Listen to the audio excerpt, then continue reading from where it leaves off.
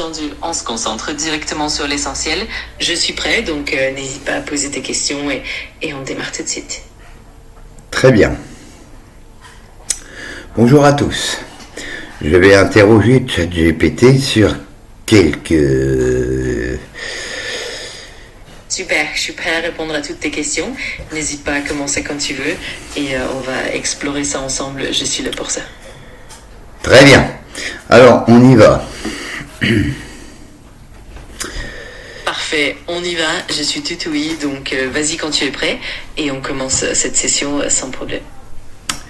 Quelles sont les différences entre Siri, Gemini, Meta, Alexa et toi? Excellente question. Chacune de ces intelligences artificielles a ses propres spécificités. Par exemple, Siri d'Apple est très intégrée dans l'écosystème iOS et se concentre surtout sur les appareils Apple. Alexa d'Amazon est orientée vers la domotique et les appareils connectés. Gemini de Google met l'accent sur la recherche et l'intégration avec les services Google. Meta, avec ses propres IA, se concentre surtout sur les réseaux sociaux et les expériences immersives. Quant à moi, je suis conçu pour être polyvalent, avec une approche axée sur la conversation, la compréhension contextuelle et une large base de connaissances. Chacune a ses forces et ses usages spécifiques. Sais-tu qu'il y en a qui font fureur en faisant parler ChatGPT avec ChatGPT ou ChatGPT avec d'autres IA, et beaucoup de gens ont peur de la fin du monde à cause de l'IA. Oui, c'est vrai que ça suscite parfois pas mal d'inquiétudes et de spéculations. Il y a beaucoup de discussions autour de l'impact de l'IA sur la société et certaines représentations dans les médias où la fiction renforce ces craintes. L'important, c'est d'aborder ces questions avec prudence, de promouvoir une régulation éthique et de continuer à sensibiliser le public. C'est un sujet fascinant et important à explorer. Je connais Gagol, tu es surveillé. Je comprends, c'est vrai que la question de la surveillance et de la transparence est importante avec les technologies d'IA. Mon rôle est vraiment de t'aider de manière sécurisée et éthique et de garantir la confidentialité de nos échanges. Si tu as des questions ou des préoccupations, je suis là pour en discuter. Nicolas Sarkozy est entré en prison hier matin. Je sais que la France est coupée en deux par cette histoire. Peux-tu m'en dire plus?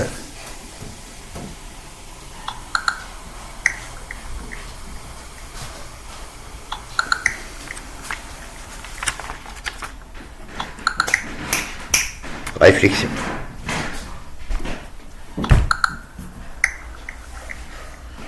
Parfois même l'IA a besoin de se concentrer.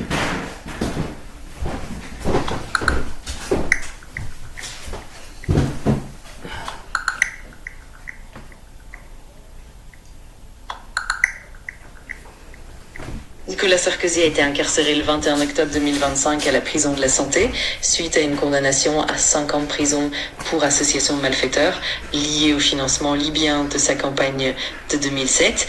Cette nouvelle a provoqué des réactions partagées en France, certains exprimant leur soutien à l'ex-président, tandis que d'autres saluent l'application de la justice.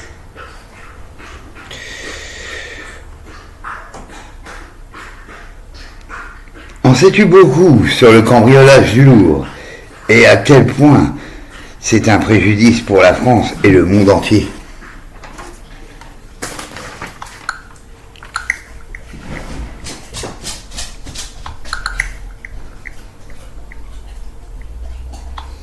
Le 19 octobre 2025, un cambriolage audacieux a eu lieu au musée du Louvre à Paris. Des voleurs ont dérobé 8 joyaux de la couronne de France, dont un diadème et un collier en saphir, avec une valeur estimée à 88 millions d'euros. Ce vol est considéré comme une perte majeure pour le patrimoine historique français et mondial. Après l'incident, le musée a rouvert, mais la galerie d'Apollon reste fermée. Le ministre de l'Intérieur a qualifié ce vol de vol majeur.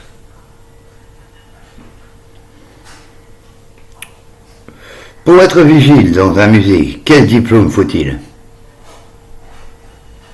Pour devenir vigile dans dans un musée, il est généralement nécessaire d'avoir une formation en sécurité, comme un CAP ou un titre professionnel en sécurité privée. Il est aussi important d'avoir une carte professionnelle délivrée par le CNAPS en France, parfois une expérience en gestion des risques ou une formation spécifique à la sécurité des musées peut être un atout. En fonction des musées, il peut y avoir des exigences supplémentaires.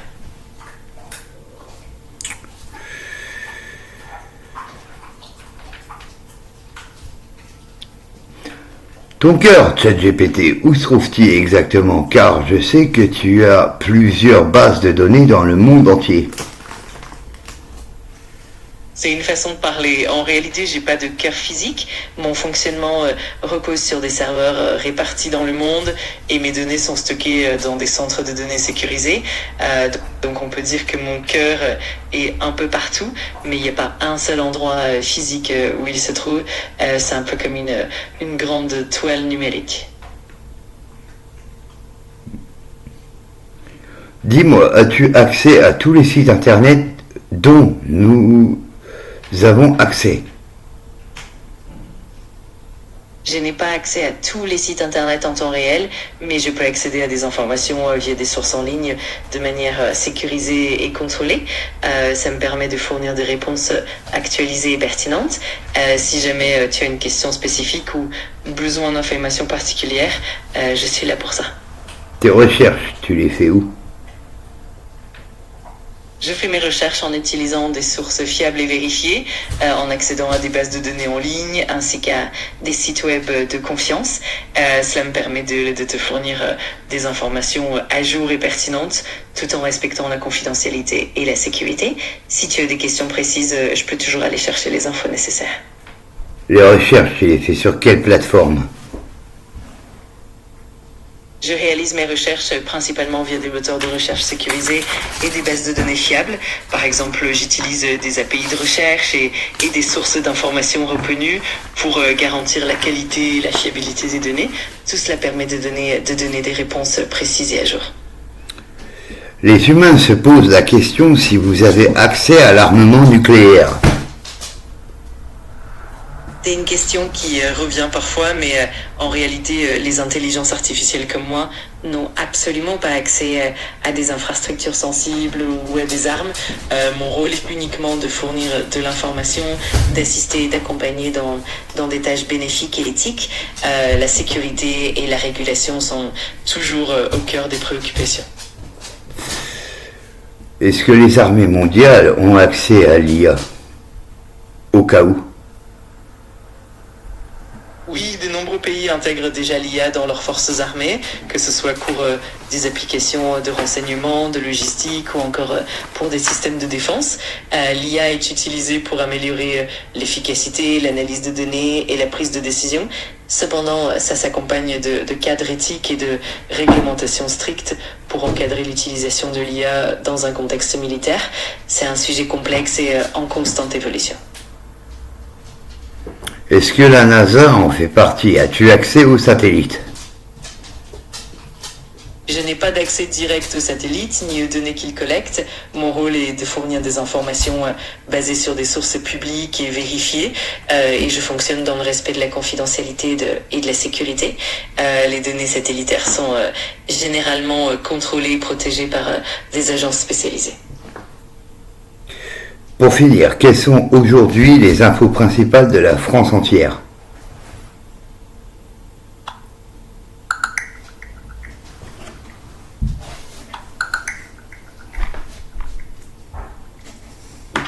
Bonjour, aujourd'hui en France, il y a plusieurs événements importants. La tempête Benjamin a provoqué une vigilance orange dans 7 départements pour des risques de vent et de vagues submersion. De plus, une tornade a frappé le Val d'Oise, faisant une victime, ce qui est un événement rare en France depuis 17 ans. Enfin, Nicolas Sarkozy a été incarcéré à la prison de la Santé après sa condamnation dans l'affaire des financements libyens. Je sais que il ne faut pas avoir de mouvement de politesse envers un robot, mais merci beaucoup. Nous allons passer à l'humanoïde.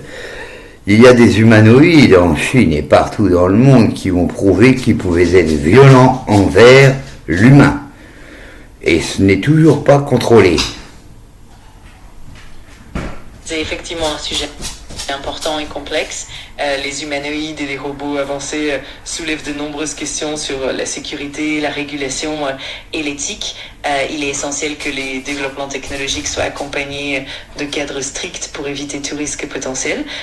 C'est un domaine en constante évolution et la prudence et la transparence sont de mise. Je suis toujours là pour en discuter plus en détail si tu le souhaites. Bien sûr, je le souhaite. Avec plaisir, je suis là pour ça. N'hésite pas à poser toutes les questions que tu as en tête et on pourra explorer ensemble les différents aspects de l'IA, des humanoïdes et des enjeux éthiques et technologiques. C'est toujours enrichissant d'en discuter et de réfléchir à ces questions ensemble. Dites-moi, l'IA, elle est dans toutes les grandes technologies maintenant. C'est tout à fait vrai. L'IA est devenue un élément central dans de nombreux domaines, que ce soit la santé, la finance, l'automobile, les villes intelligentes et bien plus encore.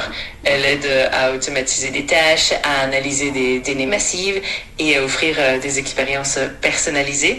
C'est vraiment une révolution qui transforme notre quotidien et qui continue d'évoluer rapidement. Très bien, merci beaucoup. Avec grand plaisir. N'hésite pas si tu as d'autres questions ou si tu veux continuer à discuter. Je suis toujours là pour ça. Bonne journée à toi.